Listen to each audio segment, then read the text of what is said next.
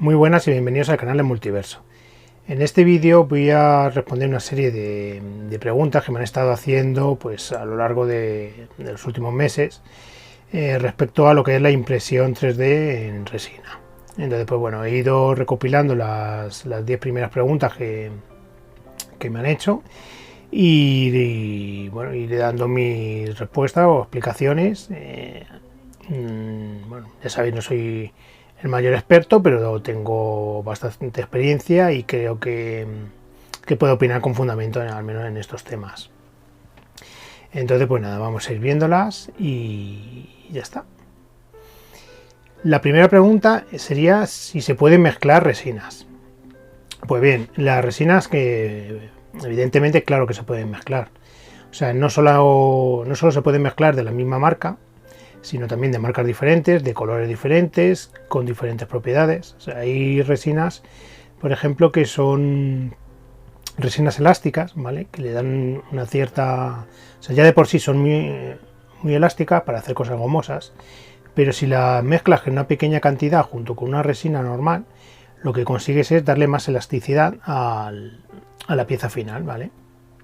Entonces, siempre se pueden jugar con estas mezclas. Yo, por ejemplo, ahora lo que uso, yo siempre he usado es la resina Lego ABS Like, que bueno, como ya he comentado alguna vez, pues una resina más elástica y más resistente.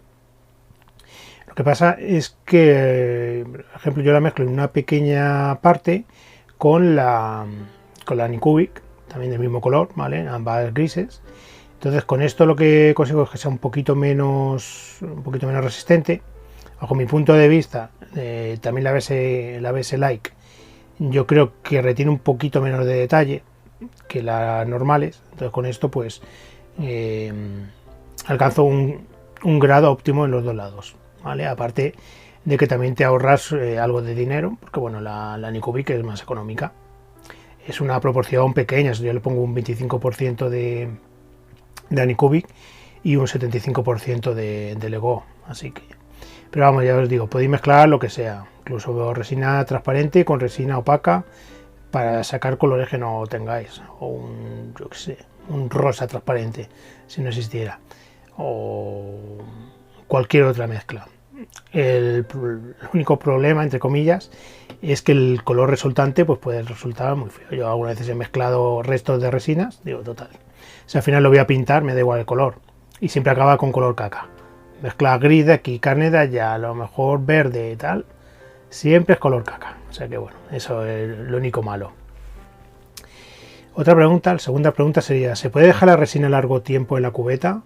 Sí, o sea, no hay ningún problema. Al final, el que esté la resina en la cubeta es igual que si estuviera en la botella.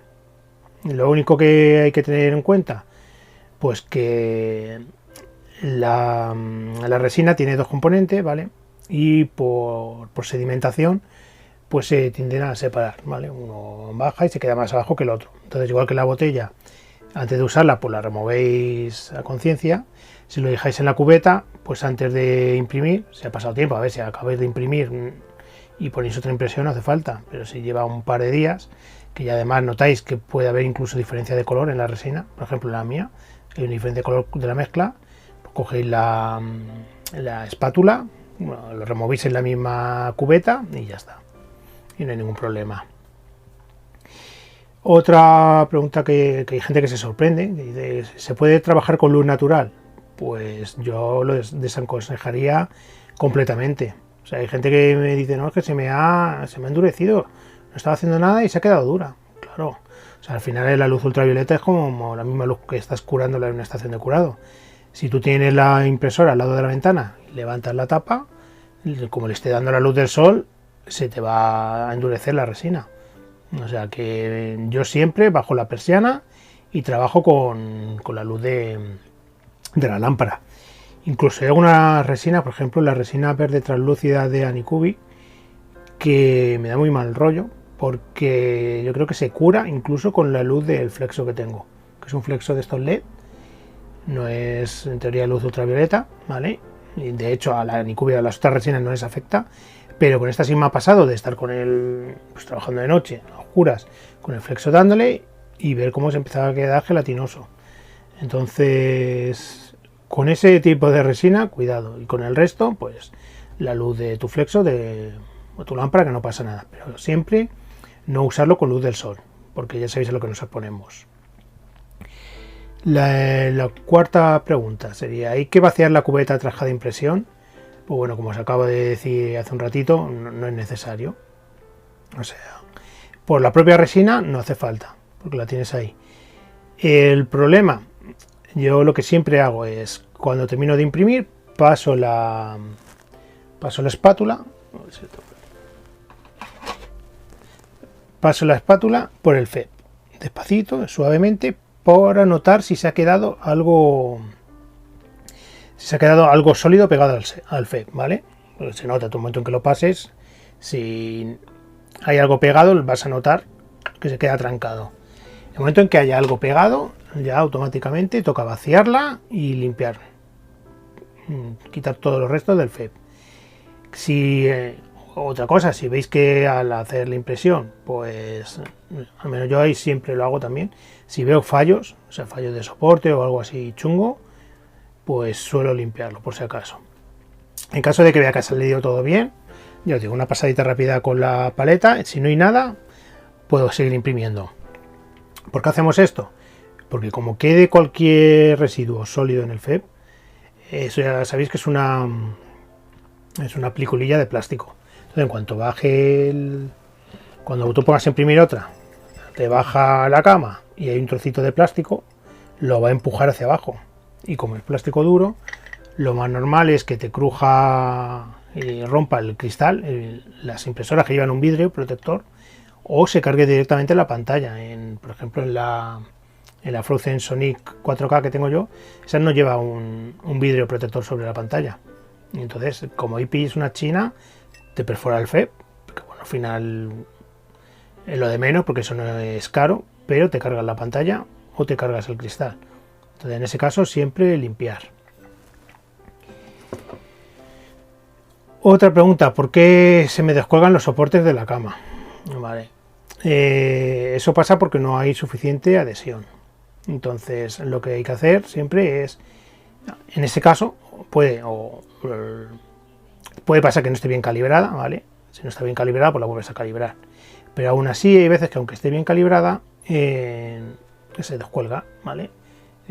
Cuando tiene muchas, a lo mejor pones un par de piececitas, no, pero si llenas toda la cama de piezas, hay veces que con la propia fuerza de succión y demás, pues al tirar hacia abajo, pues esto, si no está suficientemente bien pegado, se descuelga.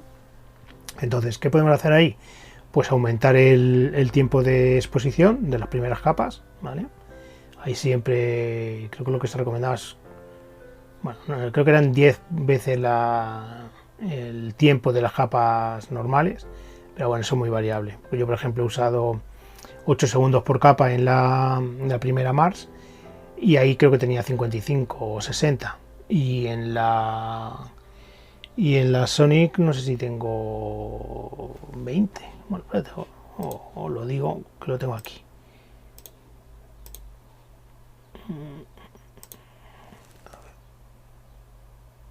Que justo tengo la cámara. No, sí, bueno, ahí casi. Tengo 25 segundos en la primera capa y 2,3 en el resto. Pues eso, esa es una de las opciones. Otra opción, que aún así hay veces que las camas vienen muy, muy lisas, ¿vale? Aquí se ven ya un poco de marcas, pero hay otras, las que vienen ahora, que son tipo CD, que la llaman, que son como la superficie de un CD, hay veces que vienen muy lisas. Entonces, lo que se recomienda incluso por el propio fabricante, o sea, en el caso de la Sonic 4K te lo ponía en las instrucciones, es usar papel de lija de 80. Con el papel de lija apoyas el papel en una mesa, una superficie plana completamente, apoyas la cama y nada, la vas moviendo. Siempre que es todo plano y bien apoyado, para que no se te desgaste más por un lado que por otro, ¿vale? Y con esto lo que haría es darle una mayor rugosidad y que al final la resina pues se agarre bastante mejor. Otra pregunta ya sería la sexta, es ¿cómo engrasar la varilla roscada? Hay veces que La varilla arrojada, bueno, no es como las impresoras de filamento, que al estar al aire pues cogen mucha más guarrería de polvo, pelusillas y demás. Aquí es más difícil, ¿vale? Porque siempre va con una tapa y normalmente no la tienes destapada, ¿vale? Normalmente siempre está tapada. Pero la propia varilla, el usillo que se llama, viene lubricado de fábrica, pero con el uso pues esta lubricación al final se va perdiendo o se va degradando. Entonces lo que hay que hacer es, cuando llegue el momento, cuando veis que a lo mejor tiene algún enganchón o que no va del todo fluido, o sea, no dejéis hasta que se atasque, que ya es bastante más complicado. Pues nada, lo único que hay que hacer es primero retirar la grasilla o lo que tenga, ¿vale? Pues eso, cogéis papel absorbente, algodón no, porque, bueno, algodones de estos que no desprenden pelillo, ¿vale? Como los de desmaquillarse, de estos que te venden en discos. Con un poco de alcohol la limpiáis bien y una vez que esté limpia, pues ya le echáis grasa de litio. Siempre que sea grasa, ¿vale? Porque hay veces que hay gente que dice, no, pues con aceite. No, con aceite no, porque al final el aceite lo que pasa es que es líquido. A nosotros nos interesa que sea líquido, nos interesa que sea algo consistente. Que tú le pongas la grasa en toda la varilla y eso se queda ahí quieto, ¿vale? Si tú le echas un aceite, el aceite va a caer para abajo, tardará más o menos, pero al final en un rato está todo encharcado y además está puesto perdida la impresora. Entonces aquí grasa de litio, que la podéis comprar en Amazon, incluso en tiendas de bicicletas, me parece que las venden. Y nada, lo engrasáis y ya está. Otra, la resina transparente amarillea. La resina transparente amarillea si se sobrecura, ¿vale? Entonces con la resina transparente hay que tener mucho cuidado de no pasarnos. Habrá que hacer pruebas y hasta tener un punto en el que quede curada, que quede dura, pero que no esté amarillada. Siempre, pues bueno, que cada resina es un mundo. Yo a lo mejor, yo cuando tenía la Mars, que normalmente iba con la gris a 8 segundos, pues la transparente creo que lo tenía 6. Entonces, bueno, mirad un poco las recomendaciones del fabricante y probar. Normalmente también al ser transparente tiene menos pigmento y se supone que la luz penetra con más facilidad. Entonces, al igual que las resinas oscuras como la negra requieren más tiempo de curado y más tiempo entre capa y capa, en una resina translúcida o transparente, en este caso, pues requerirá menos. Entonces, pues es eso, ajustar el tiempo y veréis cómo no amarilla. La octava pregunta es ¿por qué se queda opaca la resina transparente? Eso os ha pasado que imprimís en resina transparente, lo sacáis y joder, está súper brillante, súper transparente, ¿vale? Pero en el momento en que la metéis ya en alcohol, se ha perdido toda esa, bueno, se ha quedado buena parte de esa transparencia, ¿vale? Se queda muy translúcida y muy opaca. ¿Eso por qué es? Porque bueno, al final ya sabéis que la impresión va son capitas que se van apilando unas encima de otras. Estas capitas tienen unos microsurcos, ¿vale? Y estos microsurcos, cuando tú acabas de imprimir, están llenos de resina, ¿vale? La resina líquida, que te queda recién impreso, está tapando esos microsurcos. Entonces, en el momento en que tú lo lavas, eliminas esa resina y esos microsurcos se quedan vacíos. Y al final, al estar vacíos, pues es lo que pasa, que la luz no pasa tan fácilmente, ¿vale? Es como igual que con los barnices. Pues el barniz al final lo que tiene es un líquido transparente que con una diferente textura, ¿vale? Pues el mate se queda más mate, el brillo da más brillo, ¿vale? Eso es por la propia textura que tiene. Pues esto es lo mismo. ¿Qué pasa? Que cuando tú ya lo cubres, pues como digo, se va a quedar muy opaco o hasta cierto punto opaco, ¿vale? ¿Queréis que tenga más transparencia? Pues es muy sencillo. Una vez que esté ya curado y listo, le dais un barniz brillo, un barniz transparente brillo. Entonces, ¿qué va a hacer este barniz? Este barniz va a rellenar esos microsurcos, como cuando tú los sacabas de la impresora y estaba lleno de resina, pues en este caso ese lugar lo va a ocupar el barniz. Y con eso vais a ver cómo recupera un montón de la transparencia. Y queda muy bien. La novena pregunta es ¿cuándo hay que cambiar el FEP? Bueno, el FEP ya ya lo sabéis, es el plastiquito este que tiene en la cubeta, ¿vale? Entonces hay gente que ha preguntado, oye, pero tiene un picotazo, ¿y ya con esto lo tengo que cambiar? Pues no. A mí, por ejemplo, la Sonic viene en el pendrive, ¿vale? Viene de fábrica un anillo de ejemplo para imprimirlo, que ya te viene, se supone que calibrado y tal. Pues toda la gente o al menos el 90% de los que lo hemos impreso, nos ha hecho un picotazo en todo el centro del FEP. O sea, así estrené mi FEP. Mi primera impresión, metí el pendrive que venía, le puse el ejemplo, picotazo en el centro. Y pensé que había sido culpa mía por algo, y luego empecé a leer y a todo el mundo que imprime esa pieza, pues le pasa. Entonces, ¿ya tienes que tirarlo o no? O sea, realmente incluso con esos picotazos la luz no se refracta. O sea, al final tened en cuenta que eso con la propia cama cuando aprieta se queda aplanado. Entonces normalmente no ni molesta la luz al traspasar. Entonces, siempre que veáis que imprime bien, no lo cambiéis. O sea, aunque tenga eso. ¿Cuándo hay que cambiarlo? Cuando esté perforado. Entonces sí. O sea, hay veces que lo que hemos dicho antes, por una chinita o por algo, cuando baja la cama, lo aprieta y hace un agujero. Entonces ahí, claro que hay que cambiarlo. Pues si lo tenéis perforado, se va a salir la resina, o va a manchar la pantalla, o va a manchar el cristal, lo que tengáis. Y es un buen estropicio.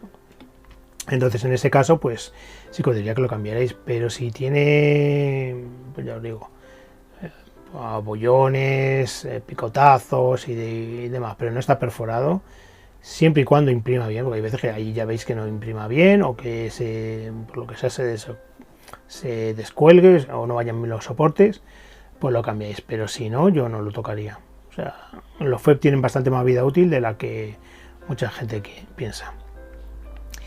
Y ya la 10ª y última pregunta sería si es necesario recalibrar tras cada impresión.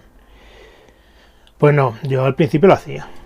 Al final es como todo, empiezas de novato y cada vez que imprime, pues aflojaba otra vez todos los tornillos, volvía a calibrar y demás. Completamente innecesario. Siempre y cuando la calibres bien y aprietes bien fuerte los tornillos. Si tú aprietas fuerte los tornillos, en este caso, pues los dos tornillos que tiene este y este, ¿vale? Esto, como veis, cuesta moverlo.